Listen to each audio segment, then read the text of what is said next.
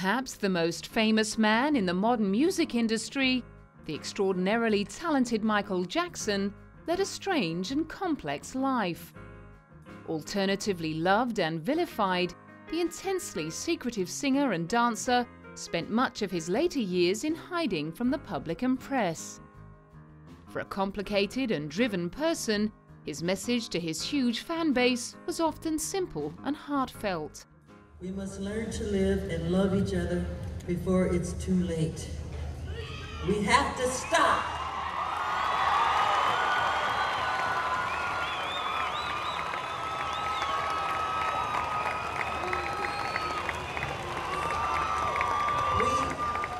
We have to stop the prejudice. We have to stop the hating. We have to stop living in fear of our own neighbors. Michael was the 8th and most precocious of the 10 children born to Catherine and Joseph Jackson. At the age of 8, he appeared alongside his older brothers Marlon, Jackie, Tito and Jermaine as the lead singer of the Jackson 5 in the mid-60s. The group released 4 studio albums with Motown Records, with several top 40 hits over 10 years of performing. The boys were preternaturally talented and ambitious, but there was help behind the scenes. Michael Jackson's childhood was controversial. His father was the one who put together the Jackson 5, and if you watch biographies about their life and read books about their lives, he was the one that really drove the family, and he was the one that in fact made the brothers and sisters kind of alienate the family when they got older. Joe Jackson was a hard taskmaster, and Michael and some of his siblings would later go public about the abuse they suffered as children. In 1975, the group signed with CBS Records, changing their name to the Jacksons. They released 6 albums between 1976 and 1984, with Michael as the lead songwriter. At an auction in 2007, prompted by the singer's cash flow problems, over 1,000 items offered a unique insight into the Jackson world. This collection reflects a family that came from very humble beginnings and reached the highest levels of stardom, changed the face of music as we know it today. Not only their music, their dance, their designs are all reflected in what we hear today. The brothers were known not only for their melodic pop, but also for their sartorial elegance. Clearly, clothing, which the Jacksons were well known for, make up an important part of this auction. There are hundreds of exciting, flashy, terrific, custom-designed outfits, a few of which we have here. Michael Jackson's beautifully embroidered jacket, just as the red jacket over there was Michael's, as was this when he was a member of the Jackson 5. We have pictures of him wearing it. While continuing to work with his brothers, Michael began focusing on his own career, and in 1979 released his breakthrough album, Off the Wall. Produced in collaboration with Quincy Jones, this became the first album to generate 4 US top 10 hits. In 1982, he released Thriller, which became the most commercially successful album of all time, selling around 110 million copies worldwide. At the time, he commanded an outstanding royalty rate of around $2 per album. Sales of Thriller, along with its associated merchandise, helped turn him into a multi-millionaire. Videos like Billie Jean and Beat It also showcased his trailblazing dancing talent, cementing his status as a bona fide musical genius. During the 1980s and 90s, the King of Pop continued his punishing schedule, winning Grammys, performing to record-breaking crowds, selling millions of records, and making astute business deals. Many of his siblings also had performing careers, but none of them could eclipse Michael's incredible star power. In 2001, he appeared alongside his brothers for the first time since 1984, to celebrate 30 years of being a solo artist. That same year, it became public knowledge that Michael had fallen out with his record label, Sony Music Entertainment, who ran Epic Records. Michael had believed that the licenses of the masters of his records were due to revert to him, and he was infuriated to discover that Sony would retain ownership of them for some time to come. He was also wary of Sony's wish to buy him out of their lucrative music catalogue deal, suggesting that they had failed to promote his latest album Invincible in order to pressure him to sell.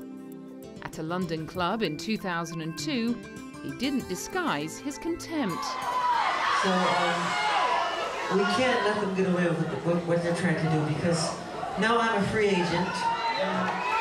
I just owe Sony one more album. It's just a box set, really. It's, with 2 new songs, which I've written ages ago. Because every album that I record, I write, like, literally, I'm telling you the truth, I write at least 120 songs every album I do. So I'm leaving Sony a free agent.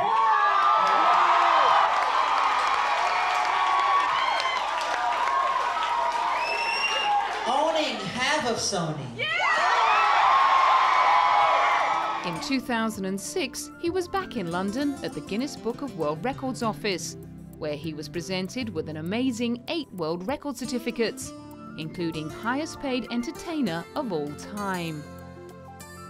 Throughout his brilliant career, Michael had always been humbled by the public outpourings of love from his massive fan base. In 1999, he was in South Korea, where he opened an amusement park called Everland, modelled on his own park in California, Neverland. I've achieved many great things in my life. Truly today is one of the most honorable days of my life. I'm so happy. It's one of the greatest things that's ever happened to me. Thank you so much. I love you, Korea. 3 years later, he was set upon by English fans at London's Paddington railway station, when he arrived with magician Uri Geller. I've never, ever, ever seen anything like that, and I hope I will never see it again, because Michael was crushed. He actually fell on the platform. Now let me tell you this, if Michael wasn't in the shape that he is in, he would have stayed there. The King of Pop also devoted his energy and determination to his philanthropic work. In 1992, he founded the Heal the World Foundation to help children afflicted with war, poverty and disease. A check of $1 million was presented at the launch by Michael's long-term sponsor Pepsi, and the charity has since gone on to raise many more millions of dollars. 3 years later, while in Germany, he donated a custom-made jacket, worn during his performance at the 29th American Music Awards, where he won Artist of the Century. The jacket went on to fetch more than $16,000 US.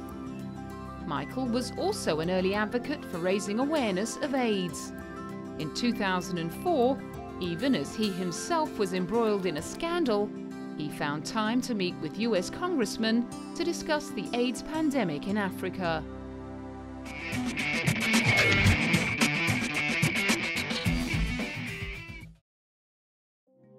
The flamboyant performer began courting controversy early on in his adult career. Denied a childhood, he had never hidden the fact that he had a special affinity with children, and his famous theme park Neverland can be seen as a monument to his refusal to grow up. In 1993, a 13-year-old boy, Jordan Chandler, accused Michael of sexual abuse. Jordan's father, a dentist, administered a truth drug to his son, and under its influence, the boy claimed that Michael had touched him inappropriately.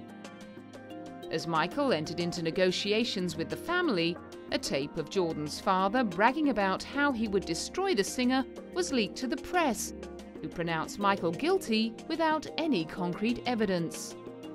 The case was settled out of court with a $22 million payment. Despite that traumatic experience, Michael continued his close associations with children, and in 2003 he was charged again in California in relation to another 13-year-old boy. Gavin Arvizo was a young cancer victim who had spent nights at the singer's ranch. The felony complaint involves 9 counts 7 counts of 288A in violation of the California Penal Code, commonly known as child molestation, and 2 counts in violation of Penal Code Section 222 that involves administering an intoxicating liquor to a child for the purpose of committing a felony. Along with his friends and family, Michael continued to plead his innocence, while American fans were equally vocal in their support, even calling into question the motives of the prosecutor. I'm here to support Michael 100%, because he's innocent until proven guilty. I think he's a wonderful, caring person, and I believe in his innocence. Thompson is a liar. He's really greedy. All he wants is money, you know. He just wants to have Michael in a big hole of misery and never get out, you know.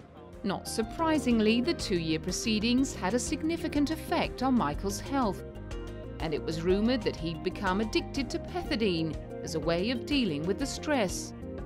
He also lost a lot of weight. Around this time, Michael began to experience financial issues as his spending overtook his earnings. Finally acquitted on all counts in 2005, many people wondered if the reclusive singer would recover. Harrison Funk, once a key member of the Jackson entourage, had no doubts he would bounce back. Michael's he's very young at heart, and he's very innocent in his own way, and he's a lovely man, and I don't think he'd hurt anybody. So I think that of course it's left some scars. The answer is Michael is very resilient. He's a fighter.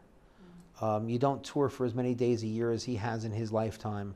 You don't dance as many days. You don't work out as much as Michael does. You don't fight for what you believe in without being resilient. And Michael, I think, is very resilient. After the trial, Michael moved to the Persian Gulf island of Bahrain as a guest of Sheikh Abdullah, but Harrison was sure of the singer's future. I think that Michael will rebuild his public persona and recapture a lot of the fans that he may have lost during this period of time. Michael is a very loving person, and Michael loves children, he loves adults. He is a very giving and a very, very philanthropic person, a humanitarian. But that wasn't the end of Michael's legal troubles. He also landed in court to battle it out over custody of his 2 children, Michael Joseph, known as Prince, and Paris Michael Catherine. His ex-wife, dermatology nurse Deborah Rowe, planned to serve papers claiming he was an unfit father, just as he was fighting the child molestation charges. In 2006, he agreed to share joint custody with Debbie. Around this time, he also had a very public split with his former close friend, magician Uri Geller, who claimed that Michael had left an abusive message on his former advisor's answer machine tape. When I heard about these alleged comments coming from Michael Jackson on a taped message he left, I was absolutely shocked and appalled and saddened, both me and my wife, because Michael Jackson was our best man when we renewed our wedding vows, and the words that he used describing Jews, in my opinion, and this is my opinion, are anti-Semitic, no doubt in my mind. There's no doubt that the pressure piled on Michael during the last decade of his life would have caused the strongest of men to buckle. In 2008, he ended up fighting off a lawsuit from his former friend Sheikh Abdullah, with whom he'd stayed after his acquittal. The second son of the King of Bahrain accused the pop star of reneging on a deal to produce an album, an autobiography and a stage play, for which he was allegedly paid millions in advance. Michael claimed the money had been a gift.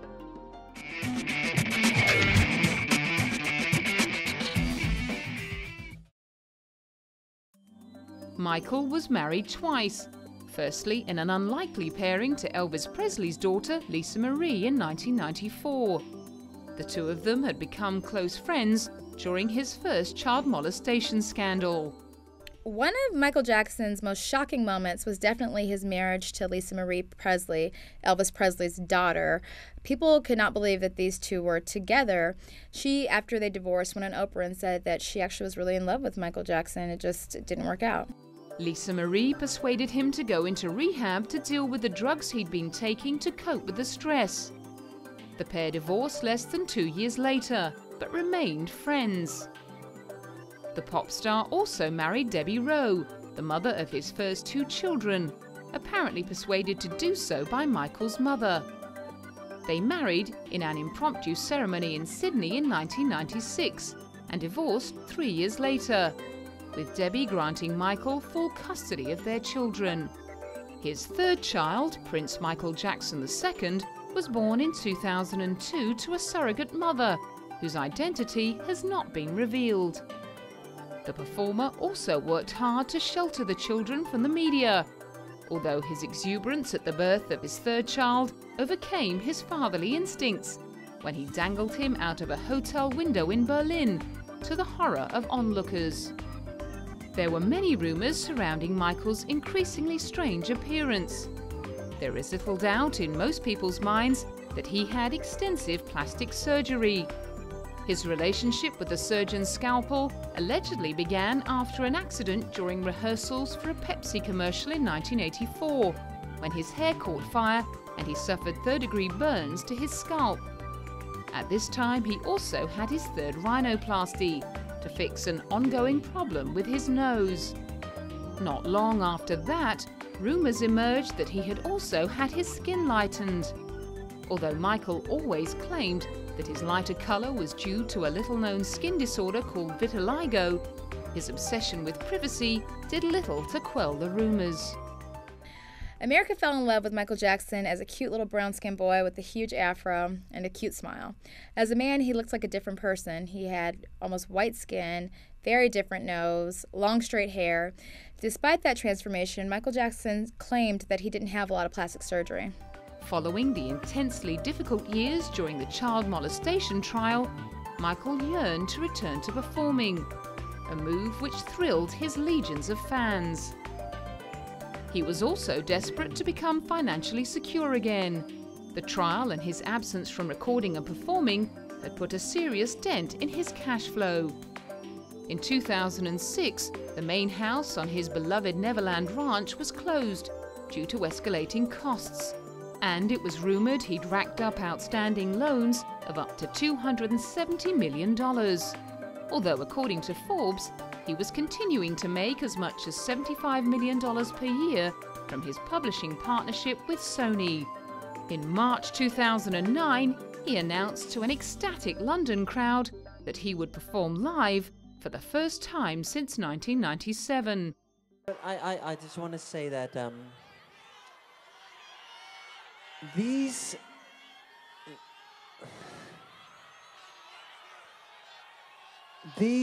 will be my final show performances in London. This will be it. This is it. And when I say this is it, it really means this is it. Because I'll be performing the songs my fans want to hear. This is it. I mean, this is really it. This is the final curtain call. Okay? And I'll see you in July. The series of concerts was ironically titled This Is It, and Michael threw himself into long and exhausting rehearsals in California. Ticket sales to the 10-concert series at O2 Arena exceeded all expectations, selling out in a matter of minutes. The schedule was expanded to incorporate a massive tally of 50 dates. Those closest to Michael were forced to cast their minds back to the punishing tour of 1995, during which Michael had been rushed to hospital after collapsing on stage. But in a terrible turn of events, the concerts which promised to provide the music event of the decade would never see the light of day. On the 25th of June 2009, with just 3 weeks to go until opening night, Michael died of a cardiac arrest. The news flashed around the world like bolts of lightning, and for days fans across the world were struck dumb. Those closest to Michael claimed that he'd been in great shape, both physically and mentally. Former British child star and close friend Mark Lester recalled how excited Michael had been about the upcoming spectaculars. I had no conception that this could happen. I spoke to Michael about 10 days ago, and he was bright, bubbly, really excited about coming to London. We had plans. I'm Michael's godfather. I'm godfather to his children. He's the godfather of my kids. And whenever Michael comes to the UK, and we've been to the States, I've been to Neverland, my kids have been to Neverland, we've spent Christmas with Michael. We've done a lot of things over the last few years, and for him, there was no indication of him being unwell or even tired. Michael had promised his English friend that the forthcoming concerts were going to be unlike anything he had ever seen before. But it appears to have been a well-kept secret that Michael was under a lot of stress. I spoke to Michael for about an hour. He spoke to my kids, each and every one of them, and in fact my daughter Harriet, who's 15, Michael always says that he reminds her of Princess Diana, because she's tall, thin, blonde, and he said on his opening show he was going to get her up on stage and dedicate to her the song Dirty Diana. On the day he died, Michael had been administered a series of drugs by his personal physician, who failed to resuscitate him when he collapsed. There were some rumours that Michael may have taken his own life, but friends and family found the idea completely ridiculous. I wouldn't even, that is impossible. Michael lived for his children. He would not have removed himself out of their lives intentionally, so impossible. That just wouldn't have happened. He had too much to live for. He was fired up, excited. He wanted to do his shows for his kids. He wanted to show his kids what Daddy could do up there on that stage, and the adoration of his fans. There's no way that Michael would have taken his own life. The memorial was held on the 7th of July in Los Angeles, followed by a private family service. Many old friends and family performed at the event, but surely Michael, who had made such an effort to keep his children out of the media spotlight, would have been horrified by the images of his grieving children beamed to millions of fans watching the service on TV. Many fans also held their own tributes. In London, the cast of Thriller Live held 1 minute's silence to pay their respects. Columbia Pictures made a documentary featuring footage from the concert rehearsals, with 90% of the profits going to his estate. The limited release of Michael Jackson's This Is It didn't stop the film from breaking all previous records, and it became the highest-grossing documentary of all time. For many fans, it offered a tantalizing and all too brief glimpse of the unique genius that was Michael Jackson.